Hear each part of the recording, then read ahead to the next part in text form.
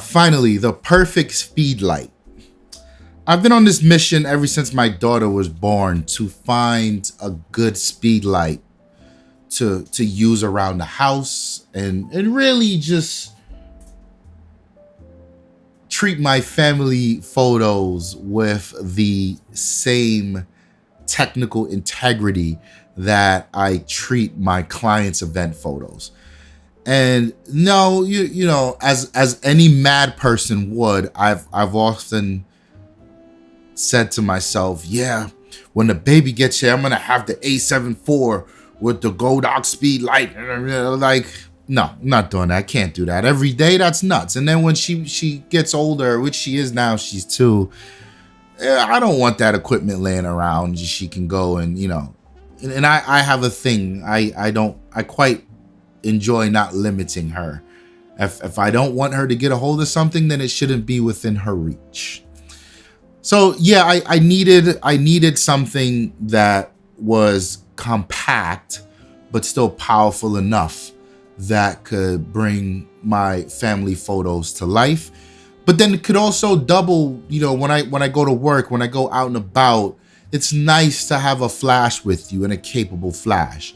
And really where I landed before when it comes to compact flashes, I think they fit the bill, but they never really hit home all the way.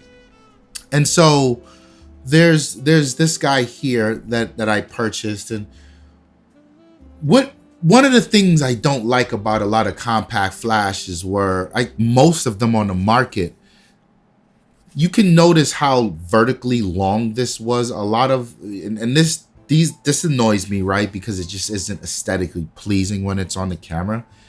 And the issue with a lot of the much shorter, more compact flashes is they're very direct. You don't have the ability to bounce the light.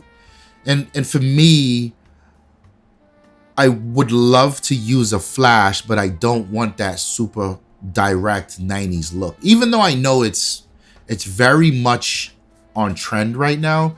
And speaking about the Fuji X1/2, it has a flash on it and it is direct, and to be quite honest, I leave the flash on in that photo. But I digress. For the rest of my cameras, I'm talking this is my Olympus EM5. I will have this laying around the house. I'll have my Sony a7 II, right, laying around the house. Sometimes you gotta take the old boy out. And I'll have my Fuji X-T2 laying around the house, and I rotate.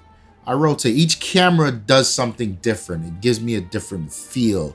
The color science is different. And no, I don't edit, so I'm using the JPEGs. So that's why I call out the color science of the JPEGs. Yeah, so going back to this, bouncing the light is very important.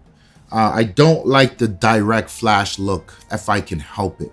But this one's particularly cool because it's got this dial on it that allows me to bounce the light.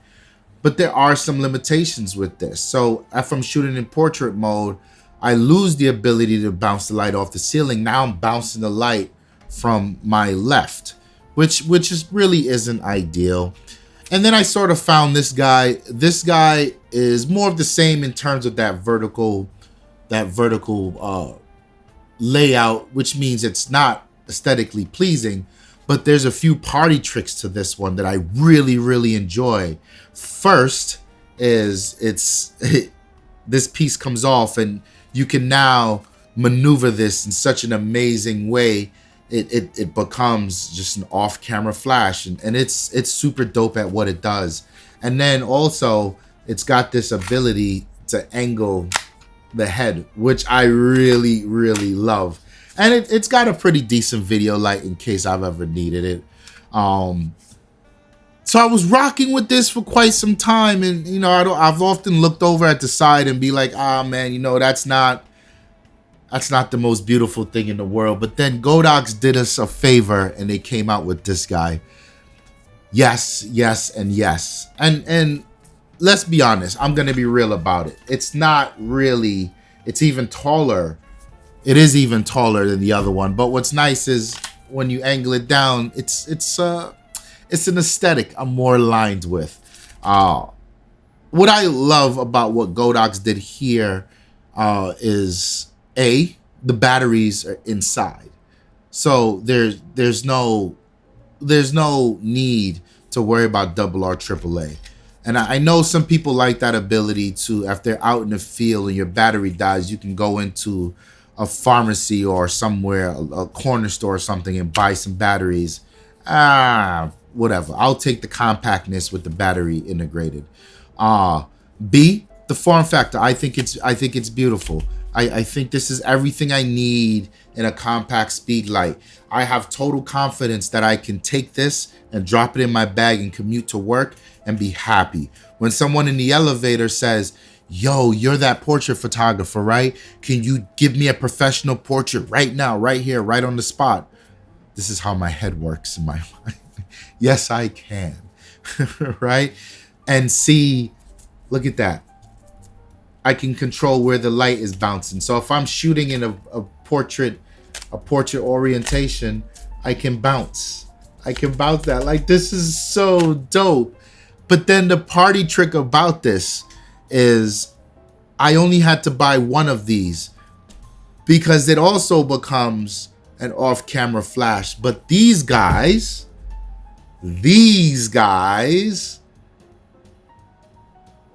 are replaceable, and or you can buy it for whatever camera system you own.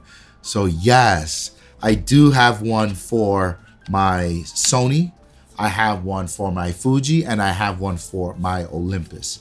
So whatever camera I'm happy that's in my rotation right now, I can use this. And I think I'll buy another one of these because Godox did a really good job at baking in a lot of their features into this. So it supports up to 4 groups, A, B, C, D. And I'm pretty sure you can pair a bunch of them, which I haven't tried out yet. But I don't know if I'll be in a situation where I need to use more than one of these in a creative way. But why not? They're powerful enough. I mean, in the house, I'm probably, what's the settings I'm at? I'm at like 1/60th of a setting, 1/60th at the shutter speed. I'm probably at like a f5.6 and an 800 ISO. And with those settings, I find I'm usually at a quarter power on this. So the recycle time is pretty quick. It's more than enough power. It's such a dope little flash. Here's the reflector. So the diffuser, my apologies. The only thing I would love to see is if Magmod would make something small for this guy, because I do quite love how Magmod's accessories diffuse the light. But ultimately, the second one of these that I'm going to purchase, ironically enough, is going to be for my professional work. So I don't shoot events anymore in a traditional way. Instead, I shoot portraiture at events. So I bring my mobile backdrop and a light and a reflector, and that's what I do at events these days. But some clients do say, well, can you capture the decor for me? I've had this problem with my A7 II, 2 of my A7 IIs and my A7 IVs, using the Godox flash on the camera, on the speed light connected to the top of the camera. It does something with the hot shoe.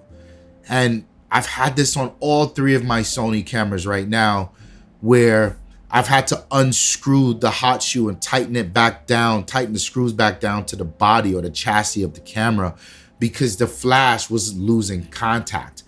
And I don't understand how no one's talking about this. I don't understand how I feel like I'm the only one in the industry with this problem.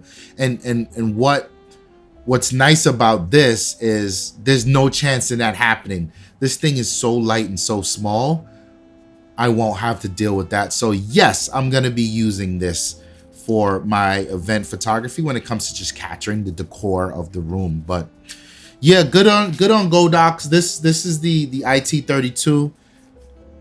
Pretty dope product, very affordable, just a touch over $100.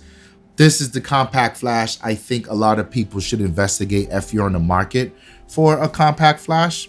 But yeah, super happy. Not often I get happy about gear, but Godox did a good job at solving a solution, or giving me a solution to a very real problem that I've had recently. So yeah, thank you for your time here today.